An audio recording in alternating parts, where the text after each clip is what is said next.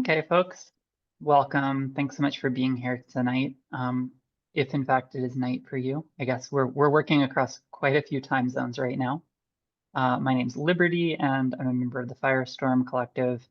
And today I'm really excited to be hosting activist William Gillis in conversation with mathematical physicist Matilde Marcolli to discuss Gillis's new book, which is about a conflict between postmodernists and scientists in the 1980s and 90s, and importantly, its lasting influences. So if you haven't already attended an event with us, I'll give you our quick spiel. Firestorm, we are a 17-year-old radical bookstore owned and operated by a queer feminist collective in Southern Appalachia on the land of the Cherokee people. And we do a lot of in-person events. In fact, I had to step out of a harm reduction book club in order to facilitate tonight. But we also really like doing conversations like this one online. And we like doing that both because it allows us to connect with audiences and panels at a significant distance like tonight. And also because we know that even here in our own community, there's a lot of barriers for folks to join up in person. So we are using Zoom. There's an open chat, which I would encourage you to use. Will and Matilde may not be able to keep an eye on that chat. So if you've got questions for them, and I would really encourage you to share questions, please put those in the Q&A tool, which is sort of a separate place. It's a little easier to keep track of.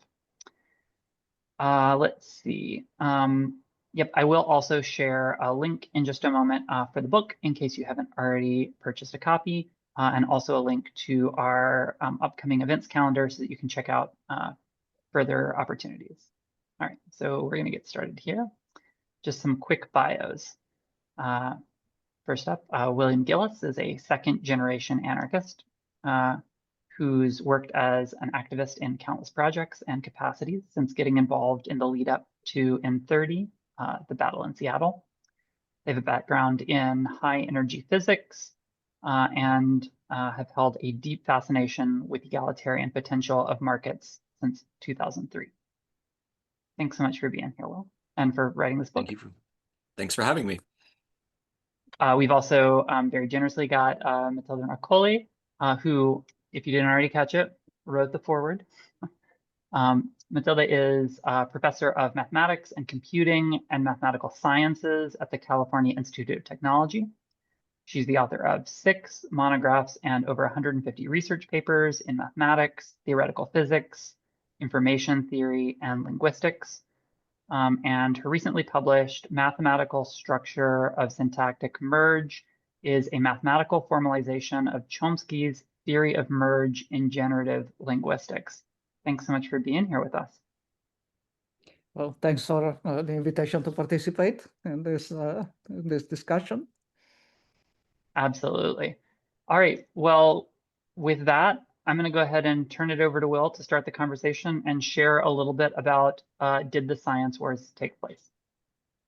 All right. Thanks, Liberty. So this book is kind of a conjunction of two things, as the title and subtitle put it. So the title is Did the Science Wars Take Place? And the subtitle is The Political and Ethical Stakes of Radical Realism. And the book itself is both like a gossipy and like anti-fascist history of conflict of ideas and of different movements and currents within the left, and also the ways that those currents intersected with and influenced or were influenced by fascists and conservative currents. But it is also at the same time a philosophical work. So it weaves together philosophy of science with like a discursive history of the thing called the science wars, which took place in the 80s and the 90s. But in order to understand the discursive component or the political component, we also have to drill in a little bit into the philosophical component. And so I want to start with something that seems a little bit more dry or more abstract, but then we can weave into the more like exciting or at least gossipy kind of like dynamics and histories of the individuals involved and the positions they took and the ways that those influence currents on the left and the right today.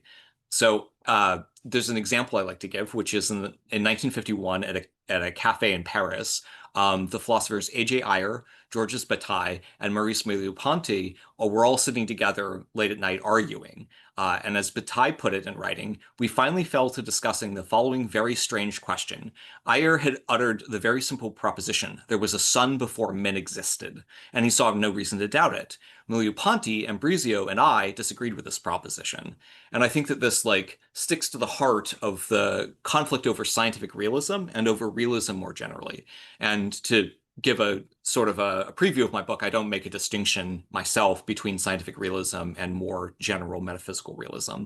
I think that that has to break down in some sense. But the question here of realism is the question of, do our models of the world really reflect it to any degree whatsoever? Is the project of science a struggle for a more accurate representation of the regularities of the physical universe? Is science closer instead to a purely social game where nothing beyond the social has any relevance or any underlying reality, any pertinence whatsoever to the game or to how we talk? Is there a physical world at all? Is it just our thoughts, etc.? Realism is to say that there is the position that there is a world, some firm, persistent structure beyond our direct thoughts. And there's two components to that, essentially. There's beyond our direct thoughts, which means the world is independent of our beliefs, our theories, and concepts. But there's also the firmness kind of component, which is also kind of loose language here. So firmness can be contested because it's typically taken to mean universality. The structures of the world have a universal structure, if only in the sense of some sort of consistency criterion between or connection between all things. No matter how you try to arbitrarily divide the world into patches, nations, what have you, those patches are not completely independent. They have to, in some sense, cohere together.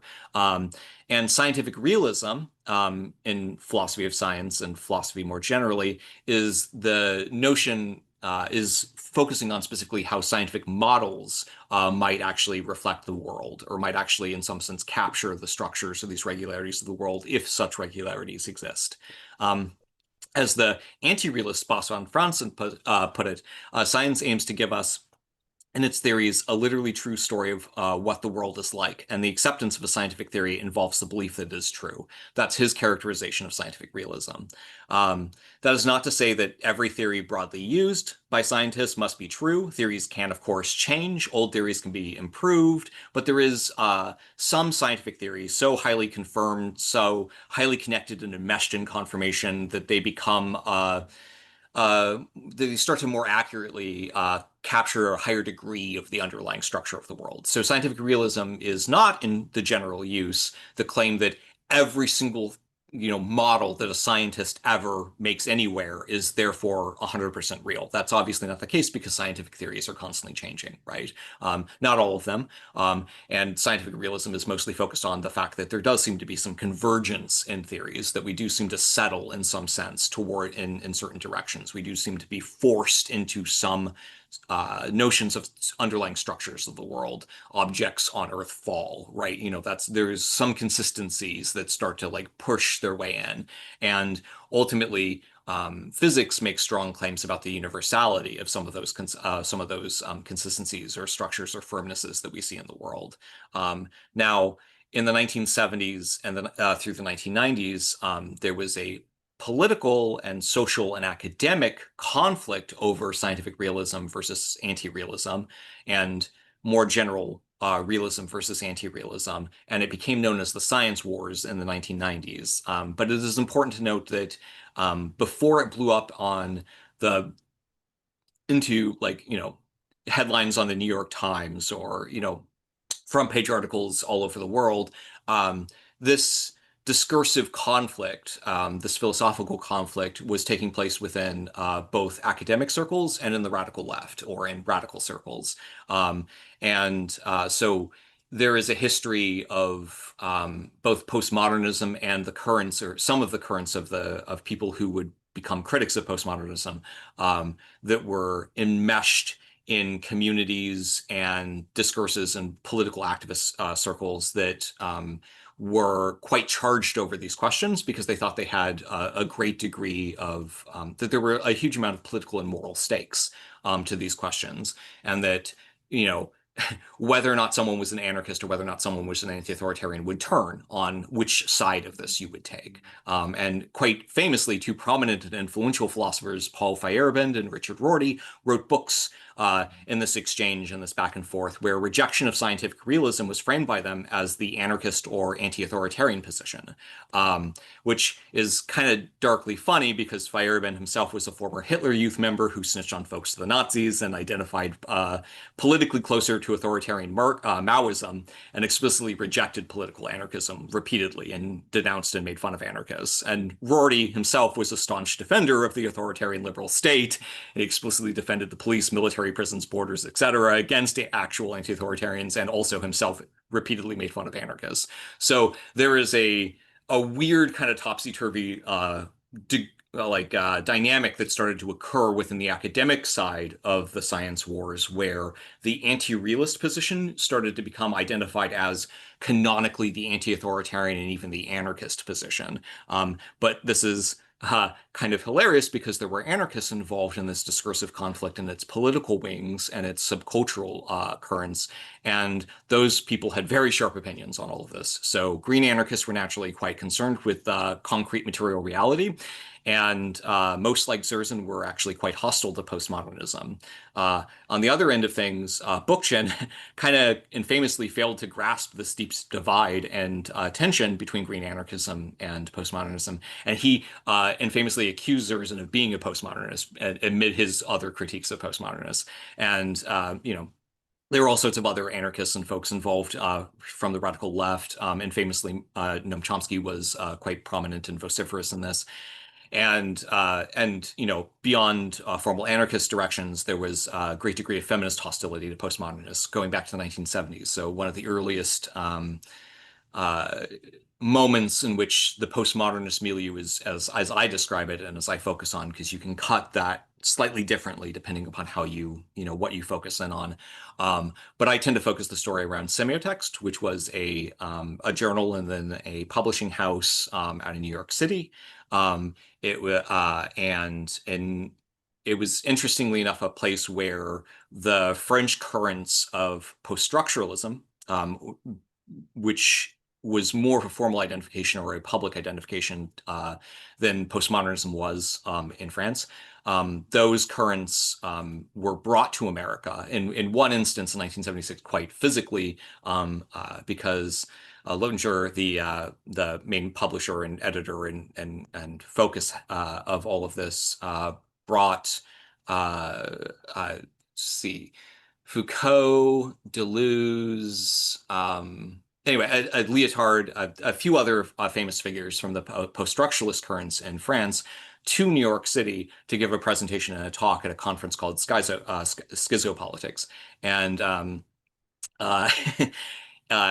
unlike the French scene, where these kind of conferences were more rarefied and there was more pretense and more respect for academia, in this case, the people that Lotinger got to come out to it were more subcultural, were more punks, or the early precursors to punks were political radicals and activists and the like. And this included a bunch of anarchists and feminists, and they disrupted the conference and made fun of the speakers and critiqued them and shouted like questions back and were more critical in the Q&A and the question section. And these great towering figures of French philosophy were so deeply offended at having to deal with feminists critique them and that the rabble was present that they basically ran away and ran back to their hotel, refused to come out, refused to talk to Lotinger, who run the event, and went back home to France and never came and never accepted another invitation from him again. But Semiotext managed to be the center of the diffusion of those ideas and those voices in a certain repackaging that became rather uniquely American and was also deeply intertwined with subcultural scenes within New York City. And famously, this included Peter Lamborn Wilson, otherwise known by his pen name Hawking Bay. Hawking Bay, Peter Lamborn Wilson, was a relatively well-off individual who had gone to India and then Iran, and been a huge proponent and defender of the Shah of Iran. And when the Cultural Revolution, or sorry, not the Cultural Revolution, when the Islamic Revolution happened, and the Shah's brutal military regime was overthrown, Lamborn Wilson retreated back to the United States, where he was highly enmeshed in the zine scene in New York City. And out of that, and out of his very self-conscious or very explicit kind of like attempts to redefine and remanipulate the ideas or the cachet that was coming out of French philosophers, which were not getting a lot of distribution in the United States at the time, with the exception of like a conservative department in Yale, in the English department, which was applying them to literary criticism, but was not particularly political. And then there were some like other stray little influences here and there, and then eventually Foucault came over. But putting that aside, it was basically semiotext that was responsible for the majority of the translation work and the publications that were coming out of it. And with Lamborn Wilson being deeply tied to that, he had a huge role in shaping the subcultural cachet of postmodernism and the identity of postmodernism as a term, which, you could say Francois Lyotard came up with, but became like a subcultural and political movement in New York City, and particularly around the zine extended subcultural space in North America. And that, of course, had influences globally and in other places. But the Science Wars kind of talks about that scene and their influences with the academic wings that like took respect and prestige from the fact that there were these like large number of charged up subcultural or political ideological folks like who were coalescing around this term postmodernism in self-identification or as like a kind of ideological position. And there was kind of the bridging that happened between the academic world and the subcultural world on this stuff. And that created increasingly strident put more increasingly strident critiques of scientific realism to the forefront. There's of course many philosophers of science were anti-realists to varying degrees before this current, and long after it in different directions. But specifically, there were some individuals that found a lot of resonance and that were quite happy to latch onto this populist base. And so, in particular, Paul Feyerabend and Richard Rorty, from different sort of angles, utilized this, or were utilized by Paul Feyerabend. Eventually sort of distanced himself and had a lot of hostility towards the postmodernist milieu, but Richard Rorty always embraced it. And so those like academic bridges were paralleled by critiques and hostility and concerns that emerged from within the radical left and within anarchism, as well as, of course, critiques from without, from conservatives. So there were critiques from conservatives more generally who were doing culture war, kind of like, rabble rousing around early practices of affirmative action or critical race theory or, feminist and queer studies. And those conservatives wanted to latch on to broader, like the popularity or the outrage that some people felt at some scientific anti-realist claims that were being made in very sharp ways. Although, importantly, there are quite a variety of different types of anti-realism and ways that people can go in those directions. Although at the same time, many writers will cycle between them, right? So they'll make one claim in one vernacular of anti-realism or one direction of it, and then in another place essentially be saying, a different sort of structure, a different sort of argument. And out of this broad coolness cachet that the postmodernist movement in New York City this time had, this early DSA member, Stanley Aronowitz, kind of latched onto it. And he was a Marxist out of Herbert Marcuse's tradition. And he thought that he could one-up the Frankfurt School and take it and intensify some of the critiques the Frankfurt School had of the extent of modernity. But although they weren't postmodernists and they wouldn't have latched on quite what he did with it. And Stanley Aronowitz with this book, Science is Power. And it misrepresents a lot of philosophy and gets a lot of like science and stuff wrong. But it was like a very political book. It tried to like basically be like, in order to save Marxism, we have to destroy physics is kind of like the structure of the book. Like we have to destroy any sort of like or certain components. We have to latch on to certain woo interpretations of physics. We have to attack certain other interpretations of physics, and we have to definitely get rid of anything like a radical or reductionist analysis of the basic, of the universe itself. And so then another Marxist, Alan Sokal, who had taught for the Sandinistas, sorry, and was later involved in a lot of boycott and campaigning against Israel and apartheid there. Alan Sokal read a book written by a pair of conservatives warning and bemoaning postmodernism, and he decided to check it out himself, and he submitted a critique of Stanley Aronowitz, or a parody of Stanley Aronowitz that extensively cites everything that he had written, and then tries to be more explicit in saying that there is no such thing as the physical world, that kind of much more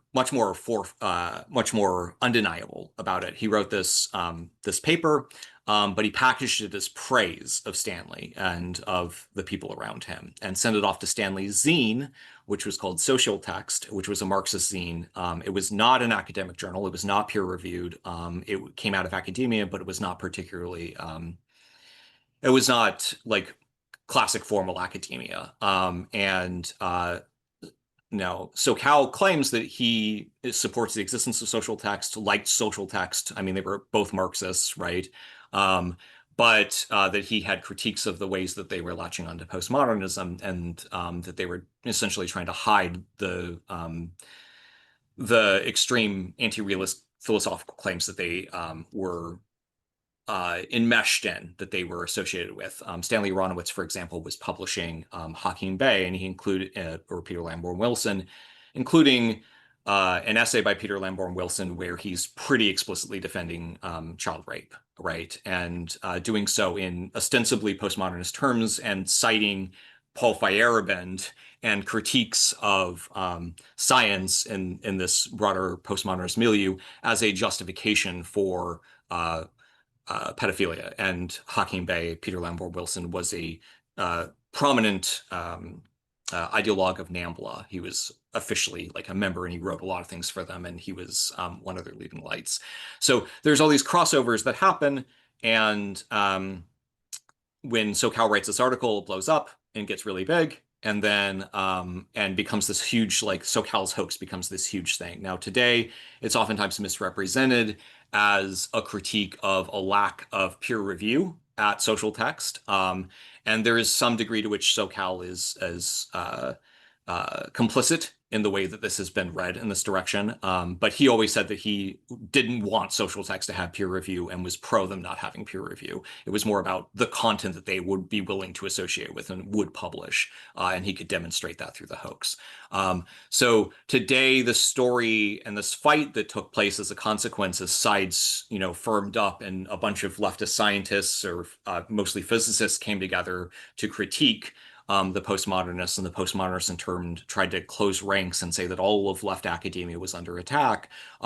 Those two camps, and the history and the percolation of that giant conflict continues to play a role today, where you have people like Jordan Peterson, who are functionally, in many ways, postmodernist in the worst sense, where they replicate the same sorts of argumentation structure, the same influences, the same variety of other things. I mean, you can go through a long list of ways in which Jordan Peterson is functionally himself a postmodernist.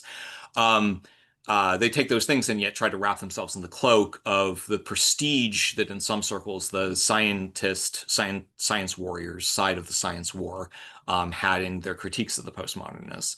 But then they use that mantle to try to say that that that there is such a thing as a biological sex binary, or that, and to attack trans people and to do all kinds of other things with that. At the same time, there are currents within the postmodernist movement and things that they argued and, claims and structures and things like that that were quite explicitly taken by reactionaries and fascists. And there's a huge wealth within the wider fascist movement, especially at the core of fascist movement, especially around France and the Nouveau Right, or the New Right in France, and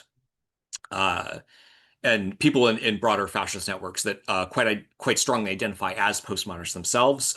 Alexander Dugin, for example, goes on the podcast of postmodernists, praises them, gets praised in return. There's this, and obviously this is not the case for all postmodernists, just as it's not the case that all scientists were on the other side of the science wars. The history is more complicated and the like, but this is the quick overarching summary.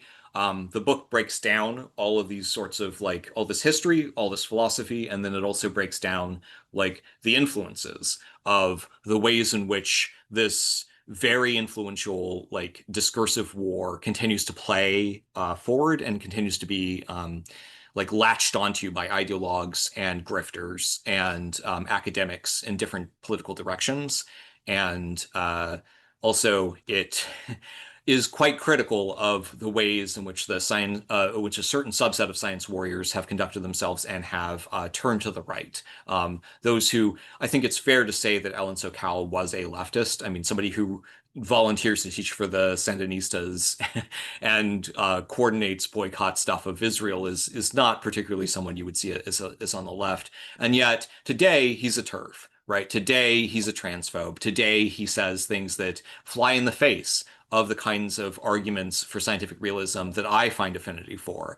And I think that there's direct contradiction between anything that's a reasonable critique of anti-realism and the sorts of arguments that have been presented in very reactionary directions now by people who are still claiming the mantle of the science warriors. So the book is all of that quite extensively, but it kind of needs to be all of that because the science wars have influenced a great deal of present political culture in all sorts of different directions. And you have people who will say that it's who make an identification between postmodernism and being queer, right? That the two are the same thing for them. That postmodernism is the theory of being queer, which is absurd, right? And there's queer theorists who would not identify or not make that identification. So there's all kinds of discursive disconnect that has started to happen as people have lost track of the actual history of these ideas. And this book tries to bring all that and extract all the messy tangled knots of all of this and put it to the fore, and particularly the anarchist critiques within it. Okay, yeah, because a great presentation of your book. To start maybe some conversation about some of the topics that you mentioned. I want to maybe start going back to the figure of Feyerabend because you made a very good job about presenting the trajectory of and what he wrote about and how he interacted with various communities. And also, in some sense, he is really kind of the starting point of this whole story. Of course, one could make precedents and so on, but I think in a sense, Feyerabend is really where things started to get into a kind of hot debate. And one thing that you mentioned in the book is that your experience of talking to physics graduate students who are in some sense tolerant or almost kind of have a fairly cool attitude about Feyerabend.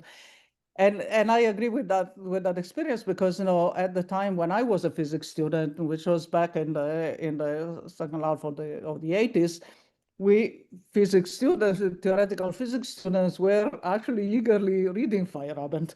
And the funny thing about that is not that we would take seriously what he was saying. The thing is that it is true, at least it was true at that time, that he was doing something that was really in many ways the kind of Dadaist provocative thing that he portrayed it to be. And in some sense that was welcome. It was welcome because that if you go back to that time, it was like the peak of the Cold War, because before things started cooling, just before things started cooling down. and there were like tens of thousands of nuclear weapons ready to blow up. Well, and as physicists, you own that stuff, right? And you have to come to terms with the fact. I mean, there were these huge thermonuclear devices that could wipe out most of France in a single shot, something like this, and you own that stuff. And so there was all this tradition more in the US than in Europe, but of course you would feel it there too, of the long period after the end of the war, of the shut up and calculate, like don't think about what you are doing. I don't know. Yeah. And so the idea of this kind of shock effect of what Feyerabend was saying was welcome in the same sense exactly as Dadaism at the time of the beginning of the 20th century was able through this sort of shock strategy to kind of expose and blow up all the rot that was present in the bourgeois society of the fin de siècle Europe, right? Yeah. And it opened, I mean, Dadaism and then Surrealism that kind of evolved out of that, kind of provided a language, a provocative language for forcing people to think about these things. And so in a sense, the original writings of Feyerabend had a little bit of that effect, and to kind of force physicists into like looking more critically about the scientific method, about how physics have been working, about the products of that, and the responsibilities, and so on. And so in that sense, you find a lot of physicists that don't feel so negatively about Feyerabend. But of course, it's true what you were mentioning in the book, that over time, he started to like create his own echo chamber. So he started to actually pedal to a different kind of audience where these things that from the physicists were like a kind of provocative that is stunt, were presented as a kind of factual statement and actual. So it was playing a lot on the ambiguity of these things. And over time, it kind of been sliding more and more into this anti-realism and actually taking this anti-realism seriously. And this is not just the case with Feyerabend. I think more and more, through this postmodernism movement, like you mentioned this fact that there are like many somewhat different positions of a form of anti-realism. Some of them are more, deeply, troubling, about our concept of reality itself. Others are maybe a lot more metaphorical or and there's always been a lot of playing with these ambiguities. And in some sense, that's part of the source of the problem, because it's clear that, okay, there is a way in which you can take, for example, scientific concepts and so on, and interpret them metaphorically. I mean, if you're an artist or a poet, you can get a lot of beautiful things done by just, taking inspiration from, some words of science and interpreting them, metaphorically. As long as everybody is on board with the fact that this is a metaphor, Right. everyone is happy, right? The problem is that then, there's a lot of, like clever modeling of the scene that blurs the boundary between what is a metaphor and what is actually, a honest statement about something. And the extreme form of that is what we are now seeing, mostly associated to the extreme right, where the actual factual reality entirely disappears. Yeah. There are no facts anymore. There are the current fascists, the extreme right, they can contradict each other 3 times in a second, and that without absolutely any issue, because anyway facts do not exist, and an actual reality does not exist. And in fact, their attitude, their anti-science attitude is so extreme that they view science as the enemy of the state, which is happening now. We see it everywhere, and especially in the US.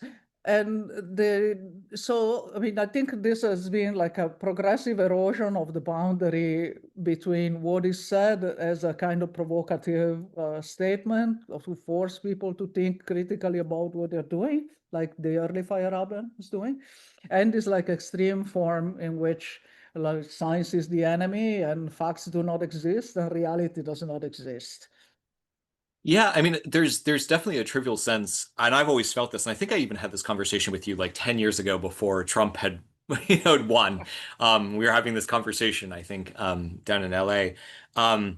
There's definitely a trivial sense in which I think like the the broadest strokes of Feyerabend, at least in like Against Reason and things like that, are not wrong, right? Like it's easy to steel man a certain version of it where, like I I think it probably when I bring up when Feyerabend comes up, I think in context with other like physicists, what I hear from them is like, well, of course there's no such thing as the scientific method. And I'm like, well, yeah, I mean, sure. Like I don't like there is the notion of like the scientific method as it's taught in like high schools is absurd. That's not how anything actually functions, right? And then a hypothesis is made magically somehow, and then we test it, and that's all there. No, there's so much like more, and it's more messy. And I really pull from other modern contemporary philosophers of science, Richard Dawood, for example, who has this whole thing on basically how science is not mere empiricism, but has like like theoretical content. It has like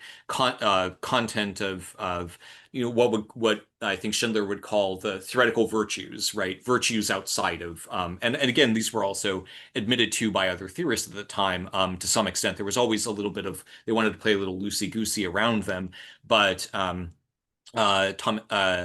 Kuhn, right? Structure of Scientific Revolutions, which is oftentimes seen as the text that was less radical than Feyerabend's text, but was the precursor to it and also hit the zeitgeist of the 60s and 70s, right? But there is a sense in which there's a very trivial version of Feyerabend where you're like, yeah, of course, like things are more messy than that. They have to be. And I think Feyerabend also, at the end of his life, he has this thing, and one of the last things that he put out where he gets mad for a brief second about like New Agers, and he has all these terms that are very dated for the fly by their pants. Like he has all these different like terms for folks who he sees as like essentially and he also says postmodernists, I think at either in that passage or in a close one where he's very upset with them saying that like basically being scientific anti-realists and saying that it doesn't that the structures of the world don't actually play a role in our models or how we can how our models the possible models we can make get bounded. So there's definitely like a forgivable like understandable sense of Feyerabend. But what was fascinating to me is that I kind of grew up with all those like I came up in departments where people would talk about, oh yeah, Feyerabend, like yeah, he was a jokester. He was only writing one half of the book. His friend, who was supposed to write the hardline pro science side, died, and so he can't be blamed for only writing half of it. But as I started to like explore more, especially for the book, I realized like the degree to which he had really leaned into promoting faith healing and of course and other things and absurd claims and attacks upon science and I also somehow missed it the first time that I read through Against well I think it's also different in different versions but he aggressively championed Maoist murder of scientists and you have to be like okay well because in his notion it's like he's cutting them down to size they're too arrogant and if they get killed if they get a good slaughtering in that'll put them back to size we just need a good revolutionary leader to do it and you read those passages and you're like oh wow okay That's right. like, No, I mean he was continuously playing over this very broad spectrum of things. Like on the one side being oh yeah no I'm just like and then yeah on the other end being like this having putting in this very extreme kind of anti-realist position. Yeah, like you're right. I mean promoting things like faith healing, promoting well using faith kind healing of or using it himself. That's right. I mean yeah. he kind of died of Yeah. that. Exactly. So yeah, I mean, clearly, I think it was a kind of progressive slide into Yeah. this thing that he grew convinced of his own bullshit somehow. Yeah. And yeah, so it was, but yes, I mean that's in a sense the starting point of the story. Yeah. Yeah. I mean, it was when I was initially like, oh, I have to write this book. People would ask me, why are you cramming so many things into it? Why is it a political book and a philosophy of science book? Why is it like a history of discursive stuff? Why do you have to cram all these different like things together, and tell all of these stories simultaneously? And I was just really annoyed with it because I was like, well, Feyerabend gets to do it. Like Richard Rorty gets to do it. Why can't I do it? Why do these people get to tell it from this other one perspective, but the other side can't do the same thing and like have No, just as sweeping of a response, right? and I think it was a very good choice to do this because Yeah. one can see by reading the book that all of these things are very closely interrelated. Hmm. And you also write about your personal history, about Hmm. having grown up with one parent in one of these cults that have a denial of reality, Hmm. and these things are all interconnected. I mean, and it's not, of course, they are not the same. Sure. The French postmodern philosopher and whatever the faith healer of some Right. cult, or no, they're not the same people. They don't share necessarily the same language, but they do share a lot of the same, yeah, philosophical views about Hmm. reality and about the denial of reality. And it's and also, yeah, it kind of shows how these positions that were often associated to the academic left, but Hmm. they have a trail of associations with the extreme right Yeah. already. Sorry, yeah, you mentioned the fact, okay, that Feyerabend himself comes from like many Germans of his Hmm. generations, was not innocent himself. Uh-huh. And but also there was always this kind of fascist leaning aspects.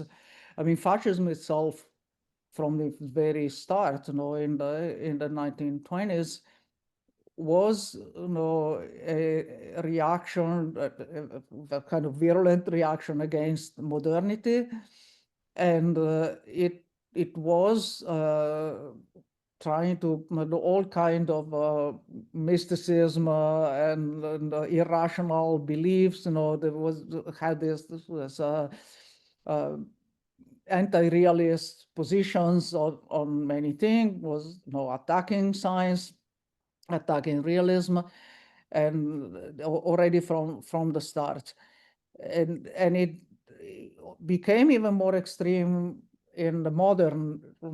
modern version of fascism, where we see that a basic factual information about I Hmm. don't know, ranging from medicine to the hard sciences, to the climate sciences, the whatever, biology, everything is just seen as kind of enemy territory.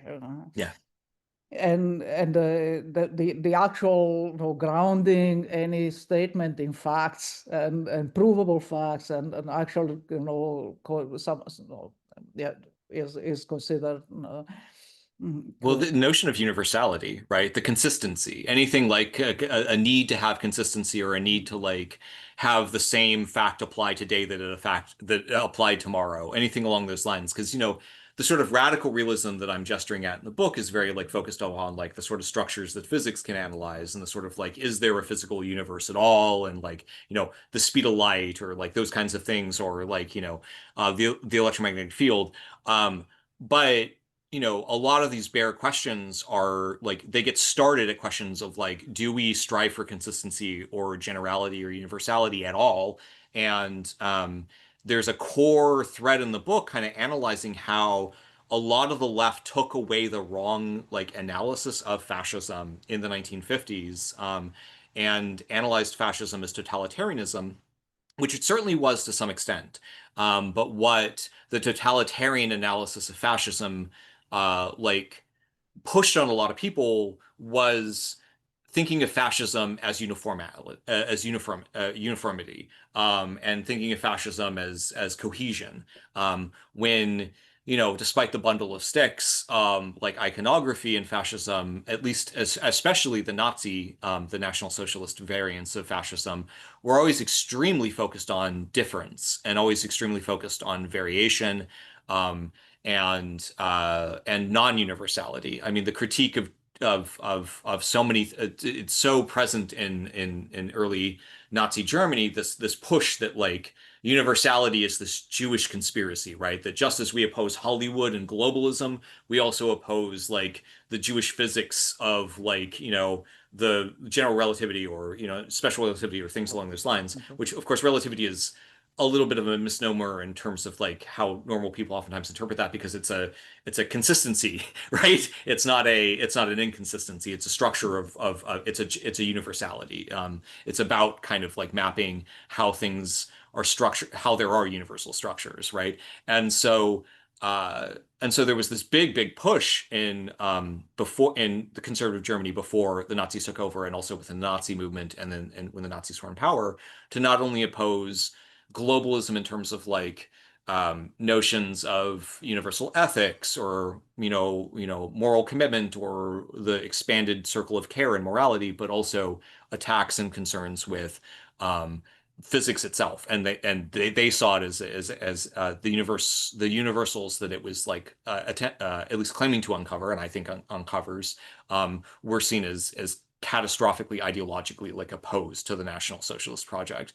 And this notion of totalitarianism that had currency in the 1950s was really a critique of the Soviet and American technocracies that emerged afterwards, which shared, as all large states at the time did, with the Nazis, certain characteristics and certain like mass media dynamics, but were ideologically very different in some respects. Yeah, the And problem so with that, yeah, I mean the problem, like you're saying, with totalitarianism is that it's too much of an umbrella term that captures many different things. Of course, it captures basically any form of authoritarian and government, and of course, all of them are equally bad in many ways.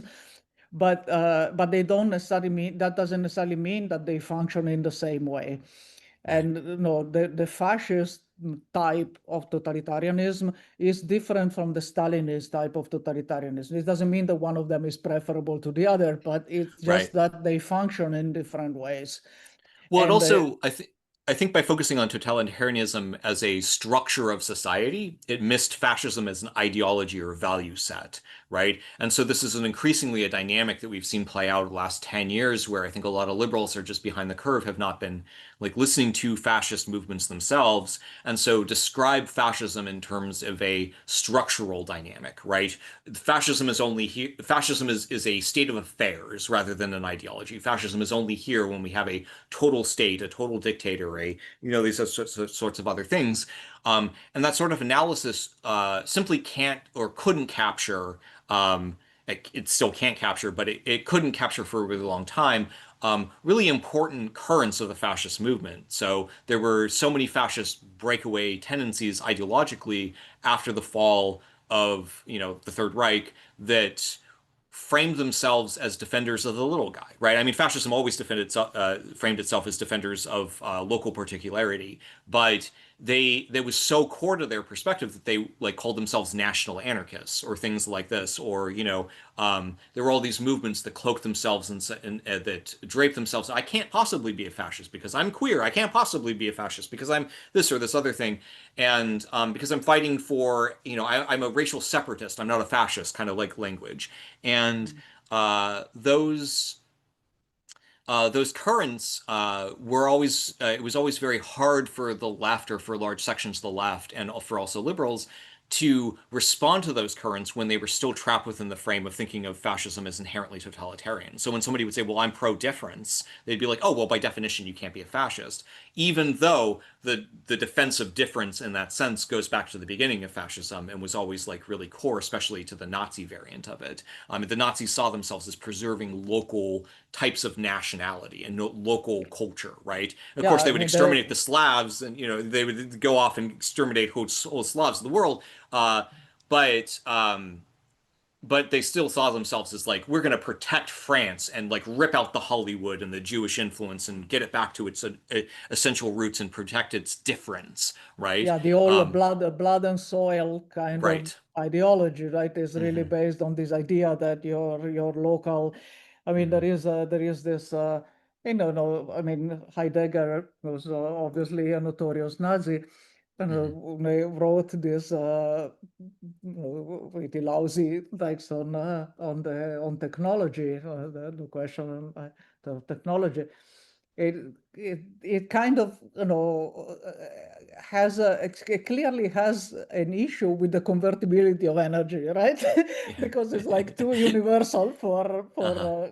his Nazi ass, and so it goes on into trying to say that the kind of technology, so trying to promote a kind of very local, traditional type of technology, like the local windmill, like on the, but the idea that you have some kind of universal laws, right? The universal quantities, like and abstract universal quantities like energy and so on, as we normally think about it in physics, is clearly deeply troubling. It's this rejection of the universals, and and it's true that the left has kind of uh, gotten into a strange position at some point in the post-war time because of this idea, that somehow got more and more promoted because of the obvious rights of the anti-colonial struggle and so Hmm. on. Hmm. That somehow these universals that in science one is trying to understand the universal laws of the govern the natural phenomena and so on, that these were somehow a Western imposition, which is also Imperialist. imperialist, that's like Yeah. colonialist, Hmm. Western, European imposition, which is of course also absurd because if you look at in ancient texts like the Upanishads, in Sanskrit, you see that there's the open debates exactly about these issues of reality and realism and Hmm. and also, for example, something about questioning beliefs in the gods and so on. Yeah, And I'm then the strong, full-throated atheism and scientism, as people would call it, dates back thousands of years and was in exactly. So if in the non-Western. Upanishad, Mhm. the figure of the atheist philosopher, natural philosopher, is Mhm. portrayed. It's not presented as a straw man figure. It's presented as a serious figure.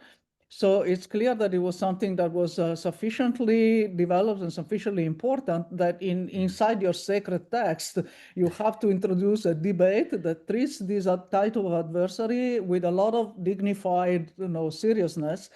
And it's Mhm. also interesting that in the Upanishad, the figure of the atheist naturalist philosopher is often represented as a woman, Yeah, yeah. which Well, and there's like also guardian, and yeah, and when I go into my book, I also talk because Mirananda, who wrote Prophets Facing Backwards, also extensively writes on some of how this push for like anti-universalism, like that the left's position is anti-universalism, and anything that's anti-universalist is our ally there. Like those conjunctions and stuff created situations where like leftist postmodernist language and individuals ended up defending Hindu fascism in or like allying with or collaborating with Hindu fascists in the subcontinent to really negative impact. And and at the same time, the people who were the most pro-universalism and the kind of like naturalistic or scientism, as some people would, choose to deride it,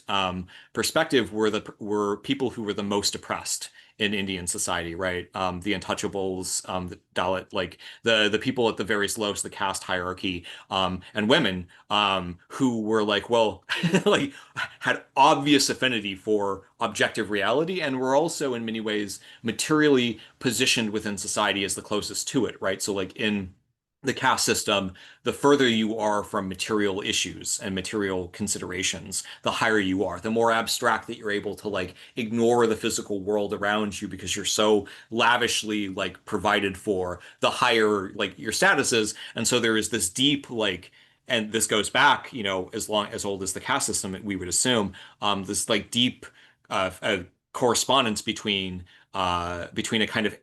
explicit anti-realist perspectives and sometimes very extreme ones, and incredibly high privilege and domination, being the oppressor. And then on the other hand, those who were the most atheistic, the most universalistic, the most like materialist, Natural and philosophy, yeah, we yeah, yeah, call yeah. science now. That's right. Yeah, Yeah, yeah, where yeah. exactly, they are portrayed as being, belonging to, this kind of out groups, of Hmm. the, with Yeah, respect to the Brahmin caste of priests. yeah, So yeah, I mean, these are not inventions of European colonialist society. I mean, these are yeah. emerged. I mean, science is an attitude of a human mind. It's like a Mhm. natural attitude of the human mind. It's the inquisitive, curious, attitude that every human, possesses. We all have a desire for making sense of the universe, for making sense of the reality around us, for understanding and explaining the natural Mhm. phenomena. And what explaining means, like coming up with a model that is, causally, explanatory, but also that is in some sense cleaner and simpler than the phenomena that you're trying to explain. And this is something that we all naturally seek. It's built inside the fact of being human. So Mhm. it is not like a particular imposition, a particular cultural imposition. And often, of course, there are barriers in society for that prevent people from accessing the tools for getting into the scientific, being like active sciences, especially nowadays, where this requires necessarily requires a long training and the resources for that. So of course there are unfortunately obstacles in society, but this does not mean that there's the natural impulse for being scientists is common. It's just part of human nature. And it's a very radical and revolutionary idea, right? This basic philosophical tenet that the universe is beautifully complex and deep, but it is ultimately knowable. Yeah. And this fact is really what the radical realism, in my view, is standing Mhm. upon, like the fact that the natural phenomena exist, right, and are knowable. I mean, that they are explainable, and so I we think that don't. there's, Yeah, yeah, we go don't ahead. have to like invoke, some kind. Well, magic does not Yeah. exist, right? And the thing is, I mean, so often we'll say, well, it would be nice if we did, but unfortunately, it doesn't exist. But no, I mean, I actually think that it fortunately doesn't exist, because because at least Mhm. things have consistency, Yeah. and have consistency that we can come to terms with, and we can act upon. We can deal with understanding. If It's things were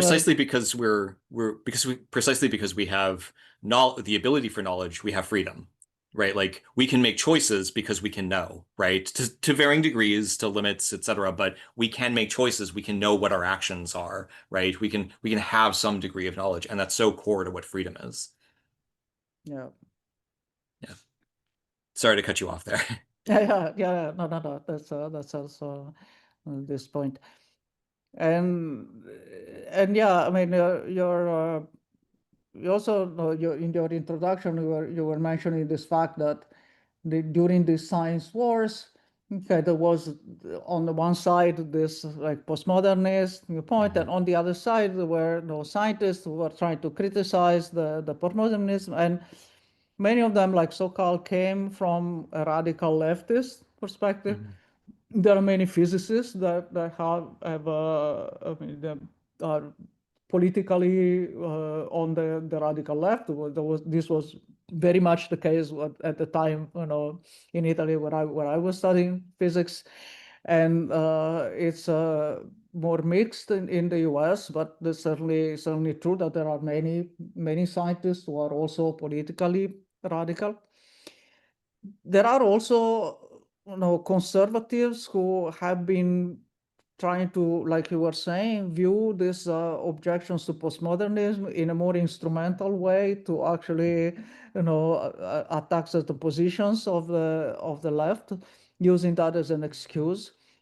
And there is also, yeah, you make this very nice distinction in the book between radical realism and fundamentalist realism, which is very interesting. And there are well, I mean, you can explain better, the distinction, but I just want to mention that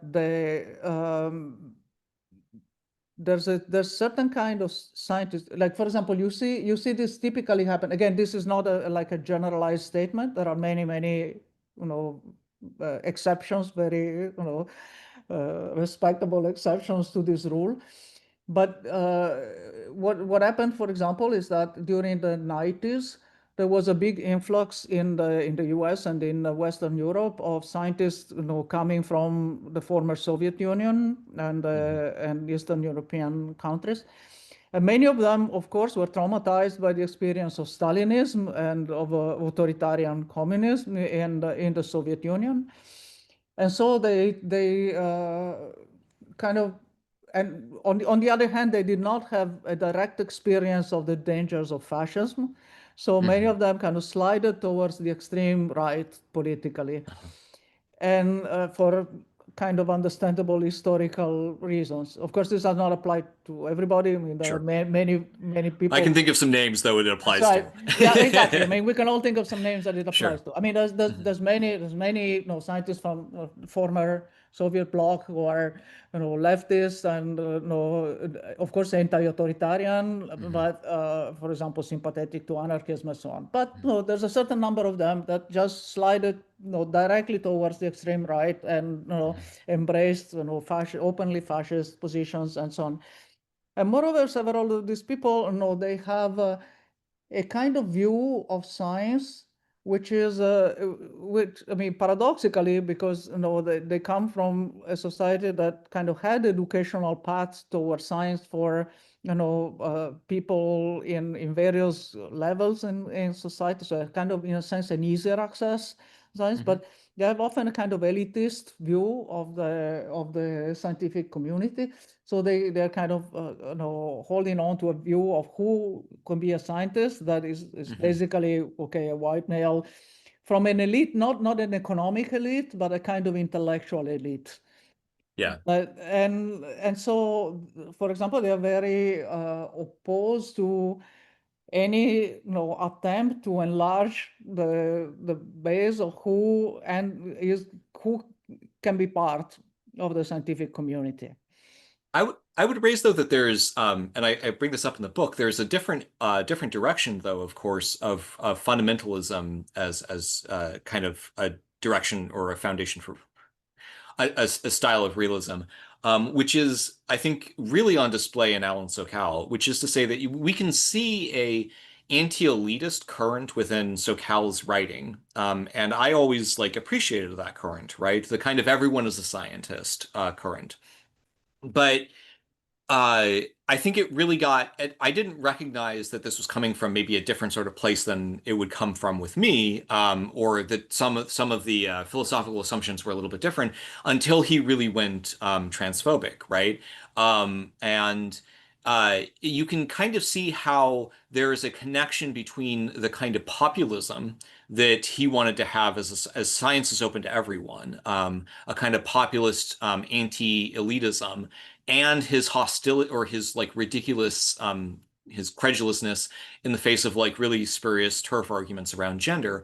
Um, so Cal specifically makes an argument that he says at one point, and I find this absolutely absurd, and I just really drill into it for an entire chapter, right? He has this thing where he's like, understanding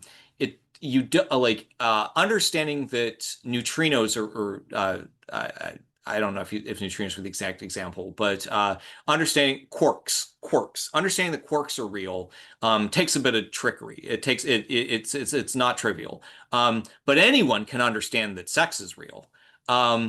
And for me, like there's something that's gone exactly opposite.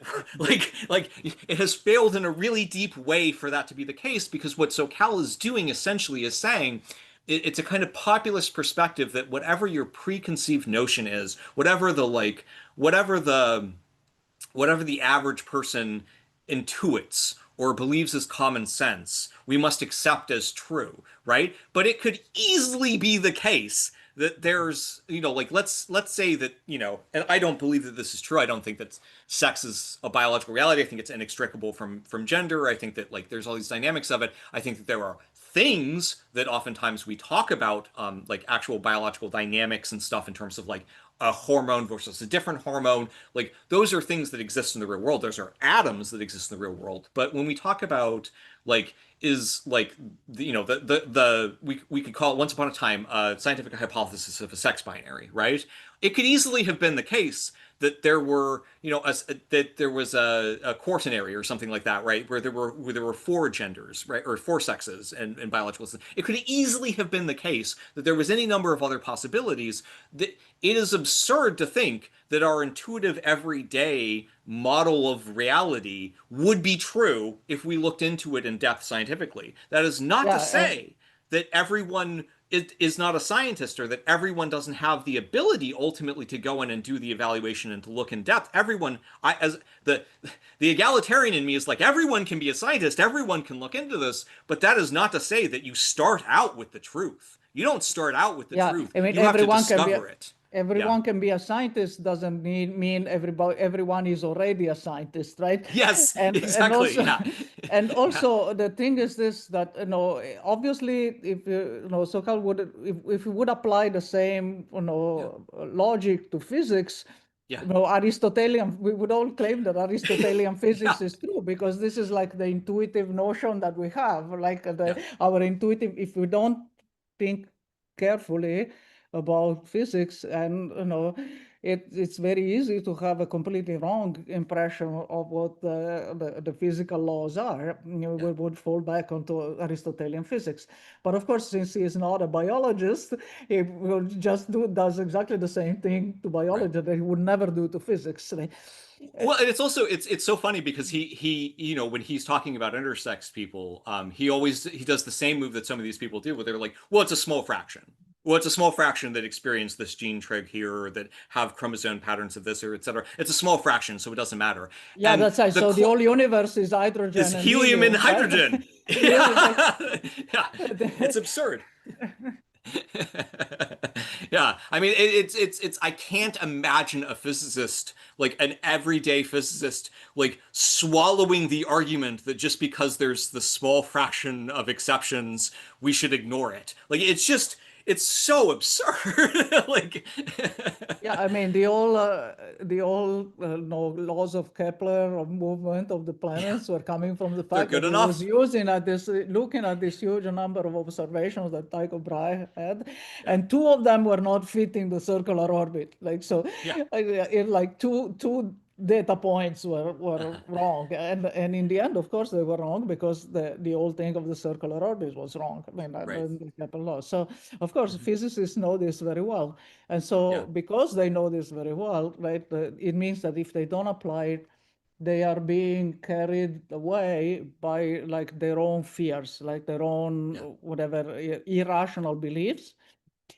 and which can happen. But this is exactly like this example I was saying. These people, they have their own prejudices, which are based on whatever their own experiences have been. And so they can function as really good scientists in their own field. But then, instead of applying this realism in the way that you call radical realism, about trying to really understand reality in general and actually make our own mind about reality on the basis of the factual evidence that we can gather and critically analyze, they actually replace that with like a bunch of already preset beliefs. Yeah. And only accepting. I mean, some of these people I was talking about, scientists that came from the former Soviet Union that became extremely right wing. For example, they are really good scientists in their own field, but many of them reject everything about vaccines and basic medical medical knowledge, right? And you say, how is it possible? How can you be like a really good scientist in your the field and not accept some basic scientific evidence? So there's a lot of examples like this, and I think these things that you call fundamentalist realism is a very good way to capture this type of phenomena, where there are like a set of preconceived beliefs, and you only function within your training set, which kind of maybe is a good metaphor with our current AI, which is another maybe comment that we can make, but. I want to barge in because we are in the final 20 minutes of our time together somehow. And we've got some great questions that folks have submitted. It's been a really active and lovely chat. Thanks to everybody who's contributed. And the conversation has been wonderful. If it's okay, Will and Matilda, I'll just go ahead and share a couple questions from the Q&A. Okay. Starting with the one that actually directly builds off of the topic y'all were just discussing. A participant asks, I'm not a scientifically or math savvy person, but I'm convinced of its importance and usefulness to anarchists. And quoted, all anarchists should be scientists. What are your best recommended resources for science communication and learning for non-scientists? Any thoughts for those of us who do not have our physics degrees? So the best scientific reporting that I see online or in general is from Quanta magazine. I don't know if Matilda would have additional things here, but I really appreciate Quanta. And they oftentimes have some of the sometimes it'll be more involved of an explanation for certain topics or things along those lines and less like of a beginner thing. And so maybe we can go back and also address certain texts or certain accessible spaces. I also, if you're interested in getting kind of touching physics to some degree, Lenny Suskind has a series of lectures that are available online that he did, which are, again, this also presumes a certain level of familiarity with math and the like, so maybe we can go back lower than that. But Lenny Suskind, I always recommend. He's a wonderful guy. He used to, or he was pro my Stop Snitching t-shirts back in the day. He's kind of a working class gruff fella, and he set a series of lectures, the Theoretical Minimum, I think is what they're called, that are really good, yeah, they're really good, and they're built for people who are living their lives and they're not going to go into physics necessarily, and they're just willing to listen and think a little bit and learn about topics like quantum mechanics or general relativity or things like that. They're really good, accessible lectures. Yes, so I definitely also recommend Lenny Suskind books. And it's true that there's a bit of a gap between the level of what one finds on the science popularization books and what you need to actually get more deeply. into science. And this is what, Lenny was saying with this series of books on the theoretical minimum, was trying to find something that would fit into that gap. And what okay, so that's a good attempt. There are not too many things, unfortunately, that kind of try to cover that area, but that goes beyond what what the basically book for general public is, and what something that's more that gives you more technical knowledge can be. And I want to say something for specifically for anarchists. There is now, it's mostly in Europe, but there's kind of a group movement, the collective. I don't know how you want to call it. It goes under the name of complex anarchism, and it's trying to focus on how to use science as in anarchism. So mostly like things like complexity science, cybernetics, and other branches of science, system theory, and so on, for the purpose of thinking about anarchism, organizing, thinking about structures. Okay. So there's gonna be, well, I mean, there's some material that is being prepared, so there will be some kind of accessible database of resources that will include like things things that people can read, introductory texts, and things like this. So yeah, I can keep an eye on that, and hopefully more of that will be available. There's also an increasing wave of young science communicators that have turned to YouTube and used it as a platform, I think, quite ethically and critically. I'm thinking of Angela Collier in physics, who will sometimes do. I mean, she'll do political videos decrying sexism and patriarchy dynamics and things like that. But she'll also do videos where she'll like break down how to solve a problem in physics, or how to think about something, or like talk about how something's been misrepresented in the mass media. And there's a variety of other people in different fields, that are young and that are focusing on countering the absurd disinformation that has gone around, and are trying to that isn't to say that I agree with literally everything that those people will argue, and I have my disagreements with Angela on specific physics issues. Which, we could get into philosophy of science at great extent, but I think that like folks have been really conscious about trying to bridge that divide. And there's a younger generation that's coming up right now that's working really hard to try to provide those resources for folks. But this is still an ongoing process. And the problem of pop sci reporting being so bad is a deep and old one that has done a lot of damage, right? Yeah, one has, of course, to be like careful about things that try to talk about science on YouTube, because one thing that is unfortunately happening is that there's a bunch of grifters posing as scientists on YouTube that try to present themselves as like these science warriors who are like defending science and so on. But most of them are, first of all, very right wing and fascist leaning, and also what they are actually peddling is like their own pet fringe theories in science, which don't really represent the general consensus. I mean, it sometimes, of course, there can be there are controversies in science, and there can be theories that are being tested against each other. This happens all the time.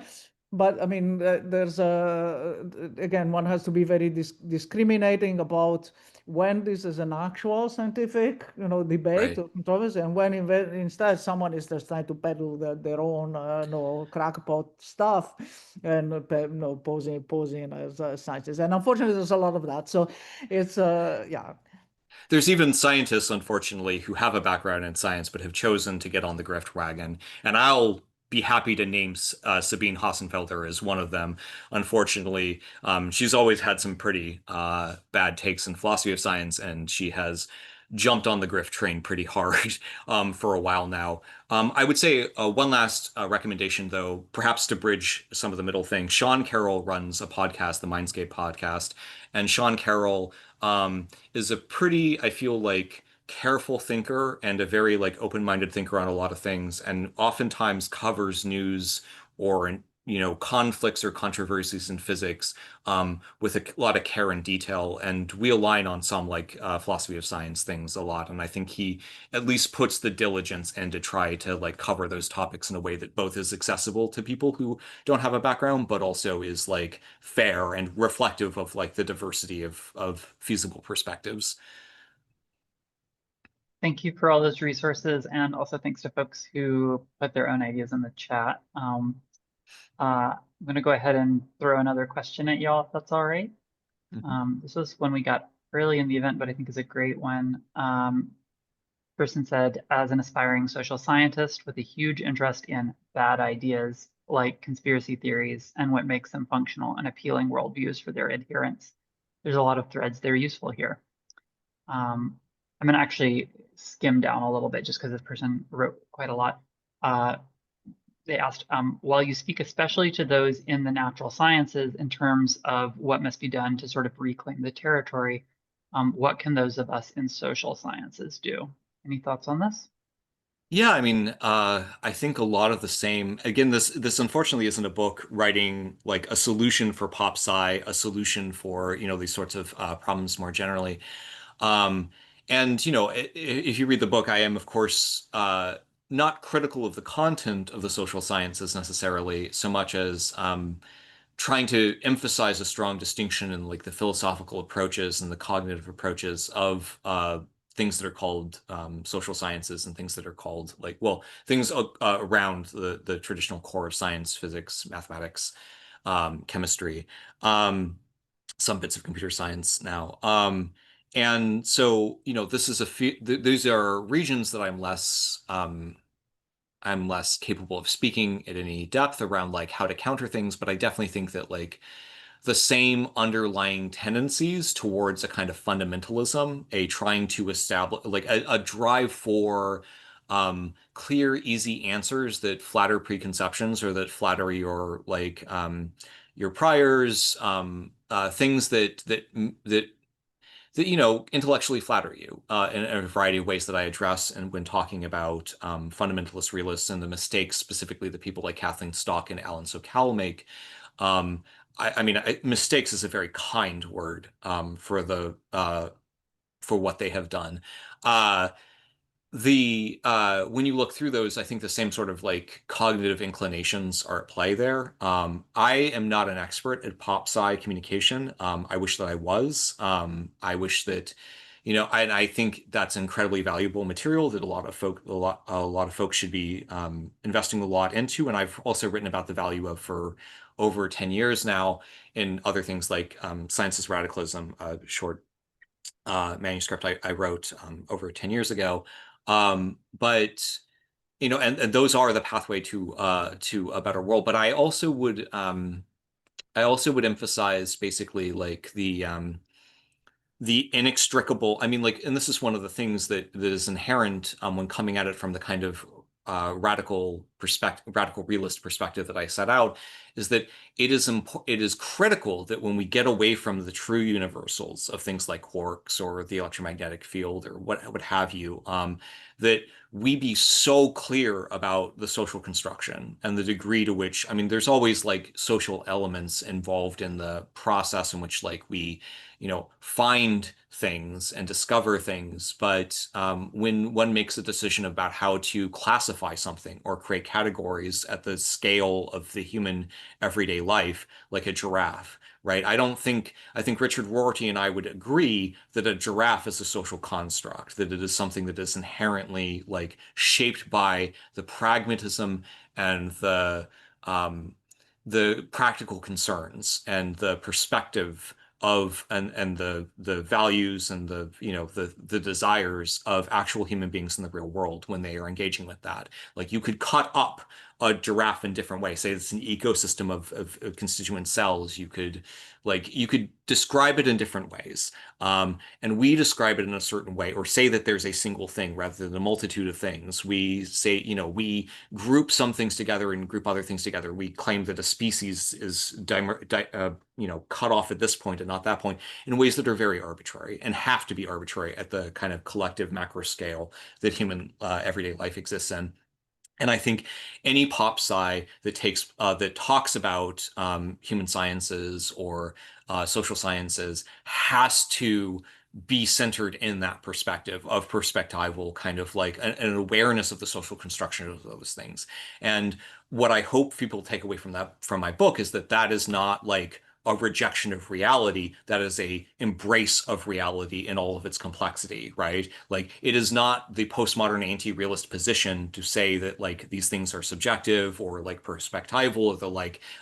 It is the anti-realist position to say that everything is perspectival, but we can say that those things emerge and play a huge role in the social and in the everyday life of human beings, and we should. And any science communication on that front should continually, and it's really rough territory because as you make clear that things are socially constructed, the urge of reactionaries or the like is to try to like exploit that, right? To try to relativize, to try to take things that are more fixed or more firm and to deny that they're firm at all, to sow doubt where there shouldn't be doubt. But also, I think consistently, the fundamentalist tendency will be to try to slice away and pretend as though that complexity and that inherent intertwined, intermeshed causal dynamics at that scale do not exist, and that what we were talking about can be reduced to something incredibly simple, so that there's like, you know, this thing or that thing as discrete natural kinds, which of course is not the case. So I'm not particularly good as a science communicator, and that's not my skill set. I'm very thankful to those who are doing that work. So I don't know how well I can answer that question, but those are my thoughts. I think one doesn't really have to be a scientist to do something really helpful in terms of trying to combat this slide into extreme anti-realism that we are seeing now, right? I mean, we are being flooded with either intentionally created disinformation, sometimes like industrially created massive, anti-denial of whatever factual reality is the current target of propaganda and so on. And so I think it's important that as many people as possible are on board with opposing that, and you don't have to be a scientist to oppose that. You don't have to be a scientist to oppose the garbage that has been. Unfortunately, this is like one last very quick comment I want to make in relation to this. I think the current early deployment of artificial intelligence that we are seeing right now is pushing things even more towards extreme anti-realism. Because I mean, I'm an extreme supporter of artificial intelligence, but I am very critical of the current version of artificial intelligence that we are seeing right now, because we have this thing like we are all familiar with. There's the type of language model that like produce text, and they mix like complete bullshit with things that are true in a completely arbitrary way. Now these things are hallucinate. That's a hallucinate test. They can provide any kind of there is no contact with reality. They're trained on text. And so in a sense, it's the ultimate postmodernist machine, right? Everything is text manipulation. There is all these postmodernists of the 80s, or this linguistic turn of postmodernism, where everything is text manipulation. And so this is like the ultimate postmodernist machine. And so this and moreover, it's a machine that can produce things at enormous speed compared to human scale. And so they can like flood the whatever, the social media, the spaces that people occupy with completely manufactured non-existent realities. So even because of that, because we are also facing this phenomenon, and of course this has to do why this kind of artificial intelligence is becoming more and more politically aligned with the extreme right, because it follows exactly this extreme anti-realism of the extreme right. And so this is, I think, something that also one needs to pay attention. And also, this is something that involves everybody, not just the scientists. Some of the people who work on these things are becoming very critical exactly of these problems. but also it involves everybody. I mean, in fact, social scientists are very, directly, because, of the way this is affecting people, is affecting, the networks through which people communicate, the way that we seek information, the way that we can or cannot access reliable information. At this point, if you try to search for something, you're filtered through one of these bullshit generating, these random bullshit generators.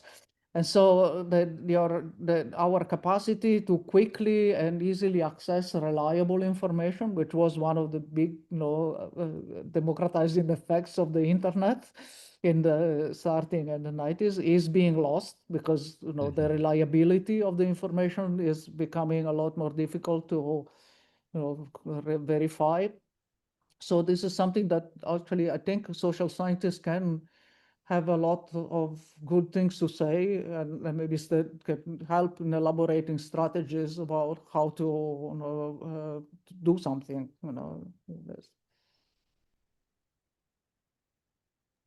Y'all, we have so many more great questions from people, but we are at 90 minutes, and I feel like it's probably a good idea to respect everyone's time. Will, it looks like you might have something you want to add. No, okay, cool. Yeah, I was sitting here debating whether or not to ask y'all to keep going or to let us wrap on that note, because I do think that was a really great final question and response. So I think we should probably put a pin in it there. Obviously, the conversation needs to continue. Thank you so much for writing this book, Will, and to both of y'all for generating so much conversation, and to a really engaged audience. I feel like sometimes we do events and people just have nothing to say, or they keep it to themselves, and that was not the case. I really wish that we were actually all together in one place so we could go get pizza or something now, but alas, here we are on the internet, and I think it might be time to say good night. Any final thoughts? Thank you for having us. And everyone, if they haven't gotten, we also have copies of the book online for free. It was very important to me from the beginning that we make, even at a cost and a lack of sales, if that meant that everyone have access to the full and complete copy of the book. So you can download the full PDF from C4SS, but also, of course, go to Firestorm, buy their copies. And hit me up if you want to continue asking questions or engaging. Sorry that we couldn't get to everyone. Yeah, thanks a lot for the really nice discussion. And yes, sorry, I see that there are lots of really nice questions on things that Have a great evening, folks. It's been a pleasure.